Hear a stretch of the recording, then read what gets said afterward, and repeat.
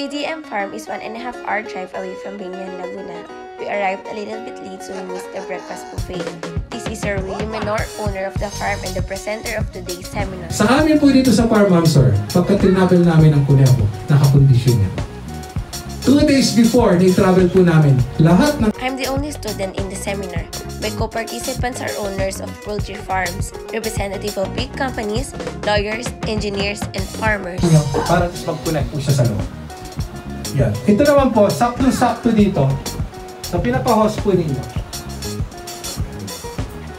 Kabila lang po ito Gagamit po kayo ng garden hose. Yan po yung pang-connect ninyo. Maiksi lang. Of course, this seminar is nonsense if we wouldn't have an opportunity to taste rabbit meat itself. They serve adobong rabbit, lechong rabbit, afritadang rabbit, pritchong rabbit, and tinolang rabbit together with the other side dishes. They also gave us individual shirts as souvenir. Now if you're wondering why this cute one isn't caged, well that's because they have free-range rabbits as well.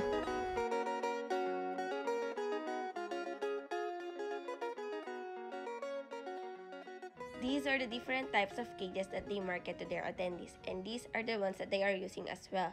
They have solo, double, and 4-in-1 cage that comes in different sizes.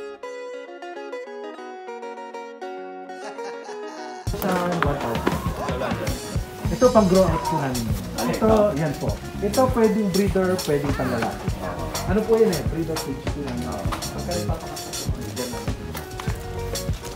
Para may trial ako sa kanila. Pwede. Okay? Pag binitawan ko, balik sa dati. Ibig sabihin, maganda po yung pagkakaprocess. Tanggal po lahat yung pinaka... Ano tawag dito, sir? Lamad ang alam ko Ano tawag nila dito, sir? Membrane. Yan. Tanggal po yan. Pagka pinaprocess po ito, yun po talaga yung dapat matyaga. Pag hindi matyaga po ito, buo po yung rabbit. These are 10 rabbit fur. You can have these if you do the other way of slaughtering your rabbit because we have skinny and scally. Each fur costs 200 to 250 on the market. Diba? Saka iba yung bag mo.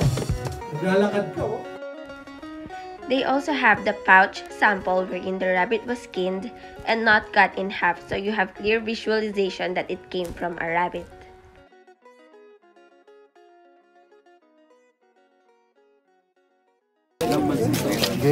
Ano na po ito? Nasa 10 months na po yan. So, Californian White naman po tayo. Okay. Tingnan niyo po, yung paa. Oh! Yes! Babae po yung nilipat. Parang malalakang babae. Kita niyo po yung lalaki. Di po ba? Yan. Oh! Bamboo. Yan po yan. So magkano lang po ang bamboo dito sa amin? Mabibili po niya 100 to 150 pesos ang isang piraso. Yan po yan. So, madali lang pong gawin. Ayan po. Slice lang po sa ibabaw. Pwede niyo pong gayahin ito. Tapos tinili po yung kulungan po namin. Temporary lang po yan kasi puro bird cage po yan. Lahat na nakikita niyo po dito sa harapan, all purebred. Yan po yan. Yan po yung binibili po sa amin. Yan po yung may mga naka-line up na po dyan. Kaya kanina may nagtatanong, sir, pwede ba kami makabili doon? Titinan po natin kung may excess na pwede po namin ibigay po sa inyo. Yung nasa dulo, yun po yung red. Right side, yung nasa left side, yun po yung palomino. Then the rest, basta yung kulay itim po ang tenga, that's Californian White. Yung pong puti, yun yun. Ang tawag po namin sa cage na to, A-type. Ayan. Pwede kayong pumasok sa loob. Tapos tignan po ninyo yung manure sa ilalim. Yan, pagka nag-harvest po kami, galing po sa ilalim, pull out po yan. So mula po nung time na nakatayo po ito, nandiyan na po lahat yung hoops. So ito po, halos naging lupa na po siya. Ibig sabihin, ano na po yan?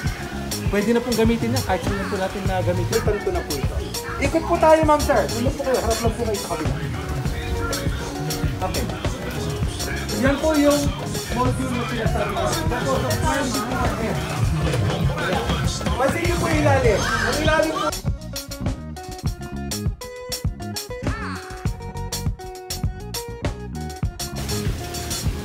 Number 44. Ayan. Tala Cardano. By yours truly. At Geraldine Minor Farm, Barangay Tua, Magallanes, Cavite. Ma'am, maraming salamat po.